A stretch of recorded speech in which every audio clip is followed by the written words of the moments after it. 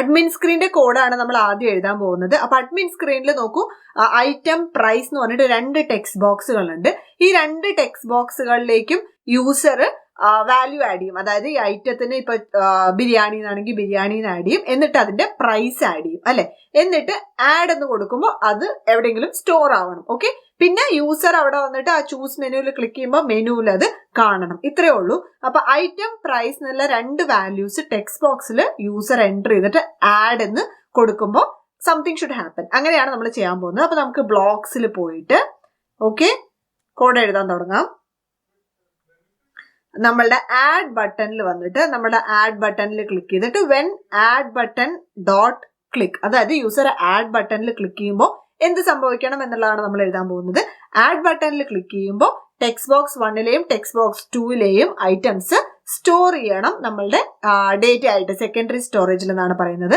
നമ്മൾ data base അല്ല ഇവിടെ ഉപയോഗിക്കുന്നത്, നമ്മൾ ഫയലാണ് ഉപയോഗിക്കുന്നത്. അപ്പൊ നമ്മൾ ഫയലിലേക്കാണ് ഈ ഐറ്റവും പ്രൈസും സ്റ്റോർ ചെയ്യാൻ പോകുന്നത്. ഓക്കെ, അപ്പൊ നമ്മൾ വെൻ ആഡ് ബട്ടൺ ക്ലിക്ക് എന്ന് ഞാൻ എന്താ എഴുതാൻ പോകുന്നത് വെച്ചാല്, നമുക്ക് ആദ്യം ഒരു if else എഴുതാം. നമ്മൾ ഷോപ്പിംഗ് ലിസ്റ്റിൽ ചെയ്ത പോലെ കൺട്രോൾ പോയിട്ട് if then else ഇവിടെ ഇടാണ്. എന്താന്ന് ഞാൻ പറയാം.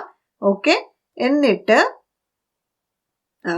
ലോജിക്കിൽ വന്നിട്ട് ഇവിടെ ആൻഡ് എന്നുള്ള ഒരു ഓപ്ഷൻ ഉണ്ടല്ലോ, അത് ഇവിടെ ifനകത്ത് ഇടാം.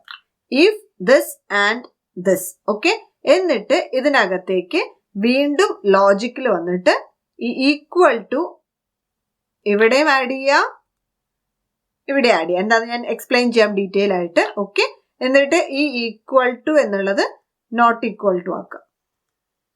ഓക്കെ, എന്നിട്ട് നമ്മളുടെ ടെക്സ്റ്റ് ബോക്സ് ഉണ്ടല്ലോ, ഐറ്റം ടെക്സ്റ്റ് ബോക്സും പ്രൈസ് ടെക്സ്റ്റ് ബോക്സും. ഐറ്റം ടെക്സ്റ്റ് ബോക്സിൽ ക്ലിക്ക് ചെയ്തിട്ട് അത് item text box dot text എന്നുള്ളത് ഇവിടെ ഡ്രാഗ് ചെയ്ത് ഡ്രോപ്പ് ചെയ്തിടാം. Okay, item text box dot text not equal to ടെക്സ്റ്റിൽ വന്നിട്ട് ഏറ്റവും മേലെ പോയിട്ട് ഈ സ്ട്രിങ് എംപ്റ്റി സ്ട്രിങ് ഇവിടെ ഇടാം. ഇതിന്റെ അർത്ഥം എന്താ? if item tb dot text not equal to blank ആണെങ്കിലും ആൻഡ് ഇവിടെ നമ്മൾ എന്തിടണം, നമ്മളുടെ price text box. Okay, price text box dot background colour മാറ്റിയിട്ട് dot text. Okay, not equal to വീണ്ടും എംപ്റ്റി അല്ലെങ്കിലും. ഓക്കെ, അതായത് ആഡ് ബട്ടൺ ക്ലിക്ക് ചെയ്യുമ്പോൾ ടെക്സ്റ്റ് ബോക്സ് 1ഉം ടെക്സ്റ്റ് ബോക്സ് 2ഉം നമ്മുടെ ഐറ്റം ടെക്സ്റ്റ് ബോക്സും പ്രൈസ് ടെക്സ്റ്റ് ബോക്സും എംപ്റ്റി ആണോ നോക്കണം. എംപ്റ്റി അല്ലെങ്കിൽ മാത്രം നമ്മൾ ഫയലിലോട്ട് ആഡ് ചെയ്യുക. ഇതിൽ ഏതെങ്കിലും ഒന്ന് എംപ്റ്റി ആണെങ്കിൽ എന്താ അതിനർത്ഥം? ഡേറ്റ മിസ്സിംഗ് ആണ്. അപ്പൊ യൂസർക്ക് ഒരു നോട്ടിഫിക്കേഷൻ കൊടുക്കാം. നമ്മൾ ഷോപ്പിംഗ് ലിസ്റ്റിൽ ചെയ്ത അതേ ലോജിക് തന്നെ ടെക്സ്റ്റ് ബോക്സ് എംപ്റ്റി ആണെങ്കിൽ നമ്മൾ പ്ലീസ് ആഡ് ആൻ ഐറ്റം എന്ന് പറഞ്ഞൊരു നോട്ടിഫയർ കൊടുത്തു. അത് തന്നെയാണ് നമ്മൾ ഇവിടെ ചെയ്യേണ്ടത്. അപ്പൊ നമ്മൾ നോട്ടിഫയർ ഡിസൈനിൽ ഇടാൻ മറന്നിട്ടുണ്ട്. അപ്പൊ നമുക്ക് നോട്ടിഫയർ പെട്ടെന്ന് ഡ്രോപ്പ് ചെയ്തിടാം. യൂസർ ഇന്റർഫേസിൽ പോയിട്ട് ഒരു നോട്ടിഫയർ ഇങ്ങോട്ട് ഇട്ടു. എന്നിട്ട് വീണ്ടും തിരിച്ച് ബ്ലോക്സിൽ പോയിട്ട് നോട്ടിഫയറിൽ ക്ലിക്ക് ചെയ്തിട്ട് ഷോ അലേർട്ട് നോട്ടീസ് എന്നുള്ളത് ഈ എൽസിൽ ഇടാം. ഓക്കെ, അതായത് ഐറ്റം ടെക്സ്റ്റ് ബോക്സ് എംപ്റ്റി അല്ല, പ്രൈസ് ടെക്സ്റ്റ് ബോക്സ് എംപ്റ്റി അല്ല, ആൻഡ് ആണ് ഇവിടെ കൊടുത്തിരിക്കുന്നത്. ആൻഡും ഓറും 2 ഓപ്ഷനാണ് ഉള്ളത്. ആൻഡ് എന്ന് പറഞ്ഞാൽ ഇതും എംപ്റ്റി ആവരുത്, ഇതും എംപ്റ്റി ആവരുത്. അതായത് യൂസർ ബിരിയാണി എൻ്റർ ചെയ്തു, പ്രൈസ് എൻ്റർ ചെയ്തില്ല. ഓക്കെ, അപ്പോഴും ഡേറ്റാബേസിലേക്ക് ആഡ് ആവാൻ പാടില്ല. അല്ല, പ്രൈസ് മാത്രം എൻ്റർ ചെയ്തു, ബിരിയാണി എന്നുള്ള പേര് എൻ്റർ ചെയ്യാൻ മറന്നു, അപ്പോഴും നമ്മളുടെ ഫയലിലോട്ട് ആഡ് ആവാൻ പാടില്ല. അപ്പൊ ഈ 2 കണ്ടീഷനും ട്രൂ അല്ലെങ്കിൽ മാത്രമേ നമ്മളുടെ ഈ ദെന്നിനകത്ത് നമ്മളുടെ കോഡ് എഴുതാൻ പാടുള്ളൂ. അല്ലെങ്കിൽ നമ്മൾ യൂസർക്ക് ഒരു വാർണിംഗ് കൊടുക്കണം, ഒരു നോട്ടിഫിക്കേഷൻ കൊടുക്കണം. എന്താണ് നമ്മൾ കൊടുക്കുക? നമ്മൾ ഇവിടെ ടെക്സ്റ്റിൽ വന്നിട്ട് ഇവിടെ ഒരു show alert notice don't leave the text boxes blank എന്ന് കൊടുക്കുക. ഓക്കെ,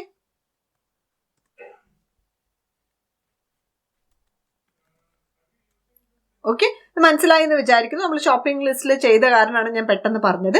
ഇനി നമുക്ക് ഇതിനകത്തോട്ടുള്ള ഈ ദെന്നിനകത്തുള്ള കോഡ് എഴുതാം. അതായത് യൂസർ ഐറ്റമും എൻ്റർ ചെയ്തു, പ്രൈസും എൻ്റർ ചെയ്തു, എന്നിട്ട് ആഡ് ക്ലിക്ക് ചെയ്യുമ്പോൾ എന്താണ് സംഭവിക്കേണ്ടത്? നമ്മുടെ ഫയലിലേക്ക് ഈ ഡേറ്റ ആഡ് ആവണം. ഇതൊരു പ്രത്യേക ഫോർമാറ്റിലാണ് ഞാൻ ആഡ് ആക്കാൻ പോകുന്നത്, അവിടെ നമുക്ക് റിട്രീവ് ചെയ്യാനുള്ള എളുപ്പത്തിന് വേണ്ടിയിട്ട്. അപ്പൊ ഞാൻ അതിന് എന്താ ചെയ്യാൻ പോകുന്നത് വെച്ചാൽ, നമ്മൾ ഫയൽ 1ൽ പോയിട്ട് ഓക്കെ, ഫയൽ 1ൽ ക്ലിക്ക് ചെയ്തിട്ട് നോക്കി, ഇവിടെ കുറെ ഓപ്ഷൻസ് ഉണ്ട്. File 1 dot append to file ഉണ്ട്, ഡിലീറ്റ് ഉണ്ട്, റീഡ് ഫ്രം ഉണ്ട്, സേവ് ഉണ്ട്. ഓക്കെ, അപ്പൊ ഞാൻ എന്താ ചെയ്യാൻ പോകുന്നത് വെച്ചാൽ അപ്പെൻഡ് ടു ഫയൽ ആണ് കൊടുക്കാൻ പോകുന്നത്. അപ്പെൻഡ് എന്ന് പറഞ്ഞാൽ ഇവിടെ അത് ഇഫിനകത്തിടാം. ഇപ്പൊ ഇവിടെ നോക്കൂ, call file 1 dot append to file എന്നുള്ള ഓപ്ഷൻ ആണ് നമ്മൾ ആഡ് ചെയ്തത്.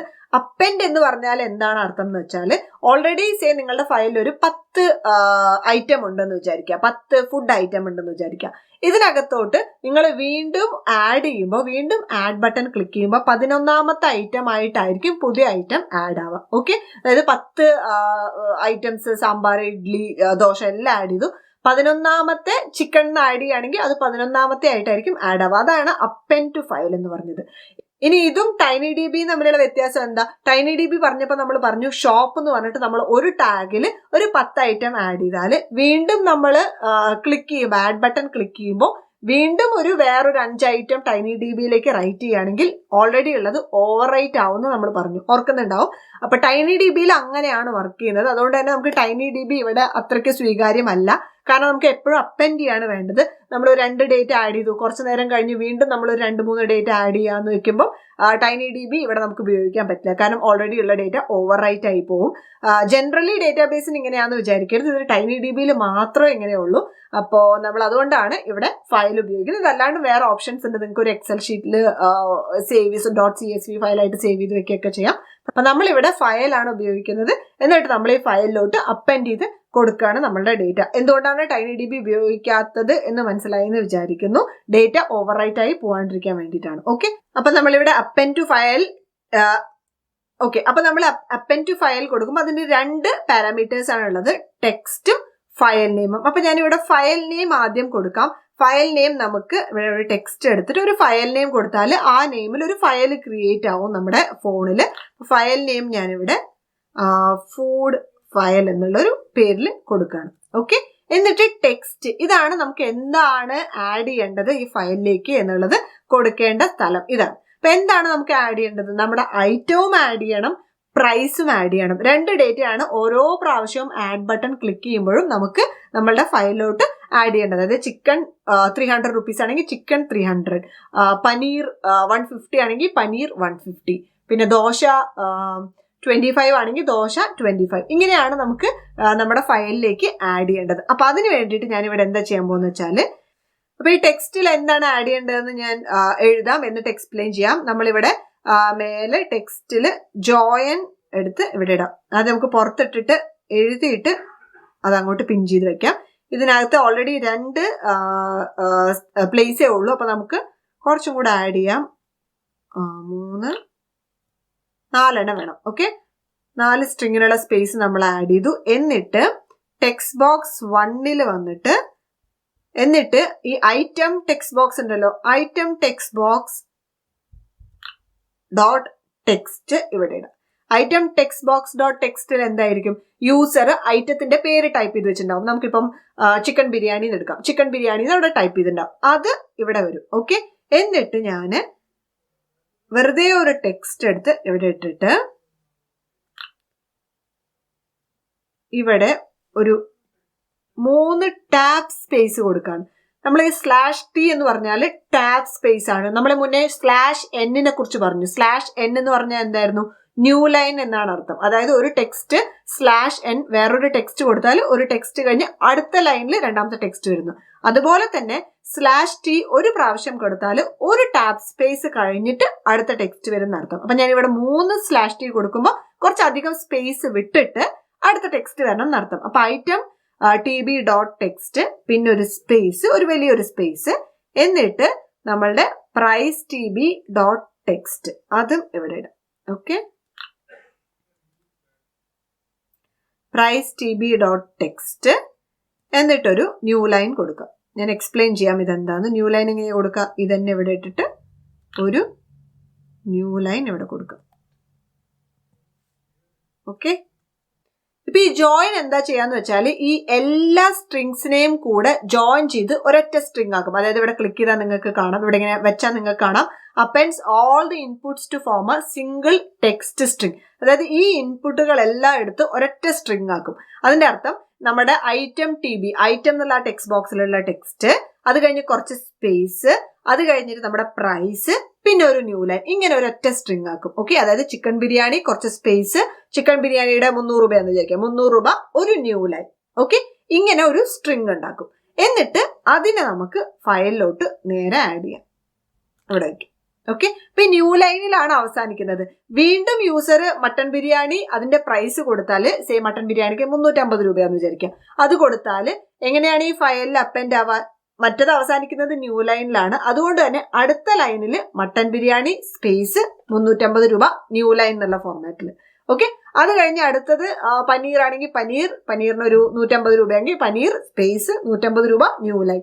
ഈ ഒരു ഫോർമാറ്റിൽ ഓരോ പ്രാവശ്യം ആഡ് ബട്ടൺ ക്ലിക്ക് ചെയ്യുമ്പോഴും നമ്മളുടെ ഡേറ്റ ആഡ് ആയിക്കൊണ്ടേയിരിക്കും. ഓക്കെ, എപ്പോഴെങ്കിലും ഏതെങ്കിലും ഒരു ടെക്സ്റ്റ് ബോക്സ് എംപ്റ്റി ആണെങ്കിൽ ഇങ്ങനെ ഒരു നോട്ടിഫിക്കേഷൻ യൂസർക്ക് കൊടുക്കും. ഓക്കെ, ഇതാണ് നമ്മളുടെ ആഡ് ബട്ടന്റെ ലോജിക്. ഈ സ്ക്രീനിന്റെ ലോജിക്കും ഇത്രയേ ഉള്ളൂ ഏകദേശം. ഇനി നമുക്ക് ഒരു കാര്യം ചെയ്യാനുള്ളത്, മുന്നേ നമ്മൾ ഷോപ്പിംഗ് ലിസ്റ്റിൽ ചെയ്ത പോലെ തന്നെ നമ്മളുടെ ഈ ടെക്സ്റ്റ് ബോക്സുകൾ ആഡ് ക്ലിക്ക് ചെയ്യുമ്പോൾ ക്ലിയർ ആക്കണം. അതിന് വേണ്ടിയിട്ട് നമുക്കൊരു ഫംഗ്ഷൻ ആയിട്ട് അത് എഴുതാം. ഒരു പ്രൊസീജിയർ ഞാനിവിടെ ക്രിയേറ്റ് ചെയ്യാണ്. അതിന്റെ പേര് ഞാൻ ക്ലിയർ TB എന്ന് കൊടുക്കാം, ക്ലിയർ ടെക്സ്റ്റ് ബോക്സസ് എന്നുള്ളൊരു അർത്ഥത്തിൽ. എന്നിട്ട് അതിനകത്ത് ഞാൻ എന്താ ചെയ്യാൻ പോകുന്ന വെച്ചാൽ, വളരെ സിമ്പിൾ ആണ്, നമ്മൾ നേരത്തെ ചെയ്തത് തന്നെയാണ്. Text box item text box എടുത്ത് അതിന്റെ ടെക്സ്റ്റ്, ഓക്കെ, അതിന്റെ ടെക്സ്റ്റ് എംപ്റ്റി ആക്കി വെക്കുക. അതായത് മേലെ വന്നിട്ട് ഒരു എംപ്റ്റി സ്ട്രിങ് ഇവിടെ ഇടാം. ഓക്കെ, അതുപോലെ തന്നെ നമ്മളുടെ പ്രൈസ് ടെക്സ്റ്റ് ബോക്സും ഇവിടെ set price text box dot text, അതിന്റെ ടെക്സ്റ്റും ഇവിടെ നിന്ന് ഡ്യൂപ്ലിക്കേറ്റ് ചെയ്തിട്ട് ഇവിടെ ഇട്ടാൽ എംപ്റ്റി ആക്കി വെക്കുക. ഓക്കെ, എന്നിട്ട് ഈ ക്ലിയർ TB ഫംഗ്ഷൻ കോൾ ചെയ്യണം. നമുക്ക് പ്രൊസീജിയർ കോൾ ചെയ്യാൻ വേണ്ടിയിട്ട് വീണ്ടും പ്രൊസീജിയറിൽ ക്ലിക്ക് ചെയ്തിട്ട് കോൾ ക്ലിയർ TB. എപ്പോഴാണ് നമ്മൾ കോൾ ചെയ്യേണ്ടത്? ഫയലിലേക്ക് ആഡ് ചെയ്ത് കഴിഞ്ഞ് തൊട്ട് ഉടനെ തന്നെ. ഓക്കെ, ഈ ആഡ് ബട്ടൺ ക്ലിക്ക് ചെയ്യുമ്പോൾ എംപ്റ്റി അല്ലെങ്കിൽ ഉടനെ നമ്മൾ ഫയലിലോട്ട് ഡേറ്റ ഈ ഒരു ഫോർമാറ്റിൽ അപ്പൻഡ് ചെയ്യും. എന്നിട്ട് ഉടനെ തന്നെ ഈ 2 ടെക്സ്റ്റ് ബോക്സും ക്ലിയർ ആക്കും. അപ്പൊ നമ്മുടെ ഡേറ്റ ഇങ്ങനെ ആഡ് ചെയ്തുകൊണ്ടേ ഇരിക്കും. റൈറ്റ്, എങ്ങനെയാണ് ഒന്നും കൂടെ പറയാം ഫോർമാറ്റ്. ചിക്കൻ ആണെങ്കിൽ chicken space 3 tab space. Okay, എന്നിട്ട് ചിക്കന്റെ പ്രൈസ്, എന്നിട്ട് ഒരു ന്യൂ ലൈൻ. റൈറ്റ്, അത് കഴിഞ്ഞ് മട്ടൺ ആണെങ്കിൽ മട്ടൺ സ്പേസ് മട്ടന്റെ പ്രൈസ് ഒരു ന്യൂ ലൈൻ. ഈ ഒരു ഫോർമാറ്റിൽ ഡേറ്റ ഇങ്ങനെ ആഡ് ചെയ്തുകൊണ്ടിരിക്കും. ഈ ഫോർമാറ്റ് നമുക്ക് പിന്നീട് യൂസ് ചെയ്യാൻ വേണ്ടിയിട്ടാണ്, എളുപ്പത്തിന് വേണ്ടിയിട്ടാണ് ഇങ്ങനെ ക്രിയേറ്റ് ചെയ്ത് വെച്ചിരിക്കുന്നത്. ഓക്കെ, ഇനി നമുക്ക് അവസാനമായിട്ട് നമ്മുടെ ഹോം ബട്ടന്റെ കോഡ് കൂടെ എഴുതണം. അതായത് ഡിസൈനറിൽ തിരിച്ചു പോകുമ്പോൾ നമുക്ക് ഇവിടെ ഒരു ഹോം ബട്ടൺ ഉണ്ട്. ഇതിൽ ക്ലിക്ക് ചെയ്യുമ്പോൾ എന്ത് സംഭവിക്കണം? നമ്മുടെ സ്ക്രീൻ 1 പോകണം. അതെങ്ങനെയാ നമ്മൾ എഴുതാന്ന് വെച്ചാൽ, ബ്ലോക്സിൽ പോയിട്ട് നമ്മളുടെ ഹോം ബട്ടണിൽ ക്ലിക്ക് ചെയ്യുക. എവിടെയാണ് ഹോം ബട്ടണിൽ ക്ലിക്ക് ചെയ്തിട്ട് when home button dot click, അതായത് യൂസർ ഹോം ബട്ടണിൽ ക്ലിക്ക് ചെയ്യുമ്പോൾ എന്ത് ചെയ്യണം? കൺട്രോളിൽ വന്നിട്ട് ഈ ഓപ്ഷൻ കൺട്രോളാണുള്ളത്. ഓപ്പൺ അനദർ സ്ക്രീൻ എന്നുള്ള ഒരു ഓപ്ഷൻ ഉണ്ട്, അതെടുത്ത് ഇവിടെ ഇടാം. Open another screen, screen name എന്നൊരു ഓപ്ഷൻ ഉണ്ട്. എന്നിട്ട് ഇവിടെ ടെക്സ്റ്റില് ഈ എംപ്റ്റി സ്ട്രിങ് ഉണ്ടല്ലോ, അതിവിടെ കൊടുത്തിട്ട് ഇവിടെ നമുക്ക് നമ്മുടെ സ്ക്രീൻ നെയിം ടൈപ്പ് ചെയ്താല് ഹോം ബട്ടണിൽ യൂസർ ക്ലിക്ക് ചെയ്യുമ്പോൾ നോക്കൂ, open another screen, screen name, ഈ ഒരു സ്ക്രീനിലോട്ട് നമ്മൾ പോകും. അപ്പൊ അതിന് വേണ്ടിയിട്ട് നമ്മൾ നമ്മുടെ സ്ക്രീൻ ഏതാണ്? സ്ക്രീൻ 1 ആണ്, ക്യാപിറ്റൽ S സ്ക്രീൻ 1 ആണ്, അത് ഇവിടെ കൊടുക്കുക. ഓക്കെ, സ്ക്രീൻ 1 എന്ന് കൊടുക്കുക. ഓക്കെ, അപ്പൊ ഇത്രയും കാര്യങ്ങൾ റെഡിയായി. ഇനി നമുക്ക് ഇതൊന്ന് ടെസ്റ്റ് ചെയ്ത് നോക്കിയിട്ട് ബാക്കി എഴുതാം അല്ലെ. AI കമ്പാനിയനിൽ ക്ലിക്ക് ചെയ്തിട്ട്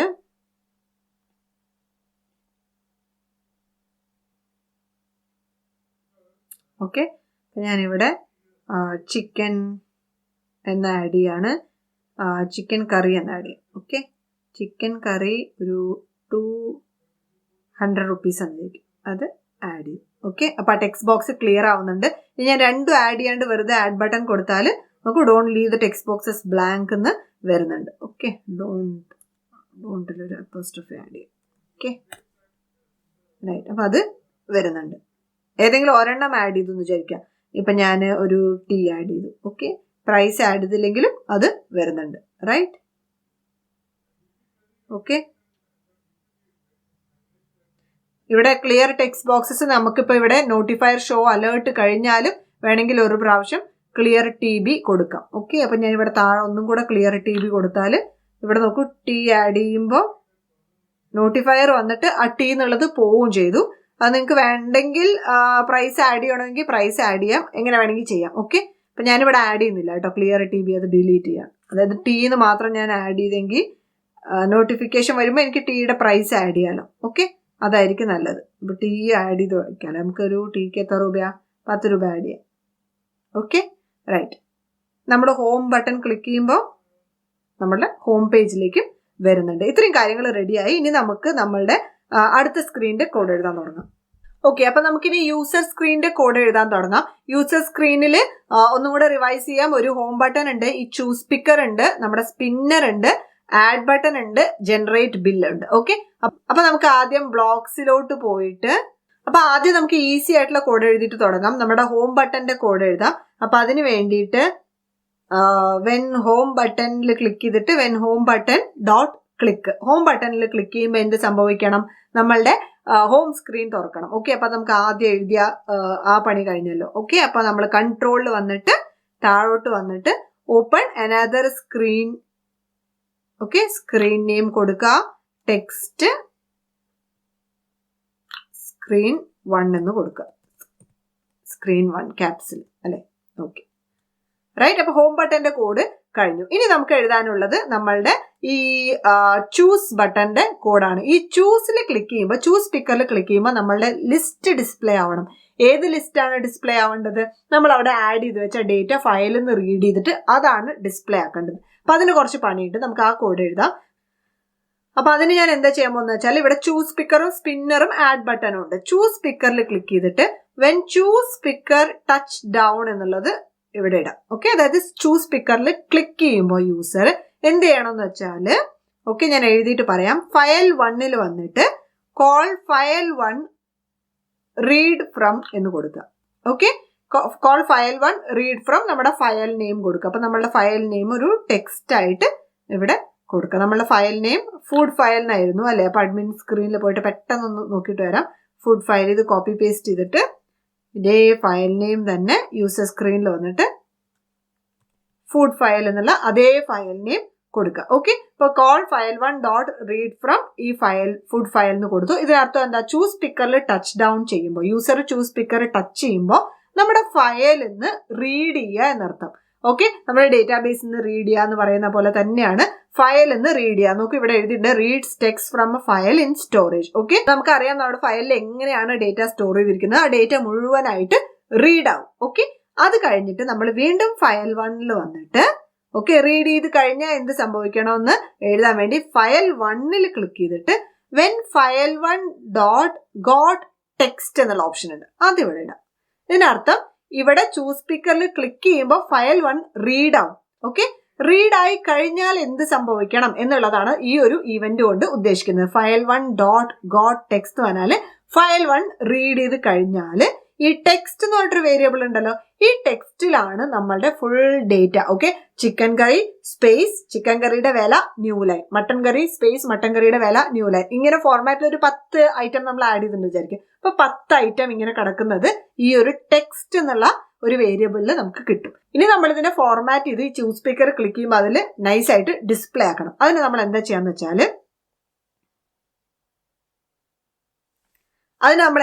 വെച്ചാല് നമ്മളുടെ വീണ്ടും ഈ ചൂസ് സ്പീക്കറിൽ ക്ലിക്ക് ചെയ്തിട്ട് set choose speaker elements. Okay, choose സ്പീക്കറിന്റെ എലമെന്റ്സ് ഈ ഒരു ടെക്സ്റ്റ് ആക്കണം. ഈ ഒരു ടെക്സ്റ്റ് എന്ന് വെറുതെ കൊടുക്കാൻ പറ്റില്ല നമുക്ക്. ഈ ഒരു ടെക്സ്റ്റ് ഒരൊറ്റ സ്ട്രിംഗ് ആയിട്ട് ഒരൊറ്റ ടെക്സ്റ്റ് ആയിട്ടാണ് ഇരിക്കുന്നത്. നമ്മൾ അതിനെ ലിസ്റ്റ് ആക്കിയിട്ട് വേണം ഈ ചൂസ് സ്പീക്കർ ഡോട്ട് എലമെന്റ്സ്. ഇത് ഇവിടെ ക്ലിക്ക് ചെയ്താൽ നിങ്ങൾക്ക് അറിയാം, ഇവിടെ നോക്കൂ, specify the list of choices to display ആണ്. അപ്പൊ നമുക്ക് അവിടെ ഒരു ലിസ്റ്റ് ആണ് കൊടുക്കേണ്ടത്. അപ്പൊ നമ്മൾ ഈ മൊത്തം ടെക്സ്റ്റ് എടുത്തിട്ട് അതിനൊരു ലിസ്റ്റായി കൺവേർട്ട് ചെയ്തിട്ട് ചൂസ് സ്പീക്കറിലേക്ക് കൊടുക്കുക. എളുപ്പമാണ് ചെയ്യാൻ. അപ്പൊ ഞാനത് എഴുതിയിട്ട് പറയാം. നമ്മൾ അതിന് വേണ്ടിയിട്ട് ലിസ്റ്റ് ആക്കാൻ വേണ്ടിയിട്ട് നമ്മൾ എന്താ ഉപയോഗിക്കുക? ടെക്സ്റ്റിൽ വന്നിട്ട് സ്പ്ലിറ്റ് എന്നുള്ള ഓപ്ഷൻ ഉപയോഗിക്കുക. Split text. ഓക്കെ, അതായത് നമ്മൾ ഒരു ടെക്സ്റ്റ് ക്രിയേറ്റ് ചെയ്യാൻ അവിടെ ജോയിൻ ആണ് ഉപയോഗിച്ചത്. ജോയിൻ കുറെ ഇൻപുട്സ് കൊടുത്താൽ അതെല്ലാം കൂടെ ഒരു ടെക്സ്റ്റ് അല്ലെങ്കിൽ സ്ട്രിംഗ് ആക്കും. ഇനി നമ്മളൊരു ടെക്സ്റ്റ് കൊടുത്ത് അതിനെ ലിസ്റ്റ് ആക്കണമെങ്കിൽ സ്പ്ലിറ്റ് ഉപയോഗിക്കണം. എവിടെ വെച്ചാണ് സ്പ്ലിറ്റ് ചെയ്യേണ്ടത് നമ്മൾ പറയണം. സ്പ്ലിറ്റിനെ കുറിച്ച് നമ്മൾ മുന്നേ പറഞ്ഞിട്ടുണ്ട്, ഞാൻ എഴുതിയിട്ട് ഒന്നും കൂടെ പറയാം.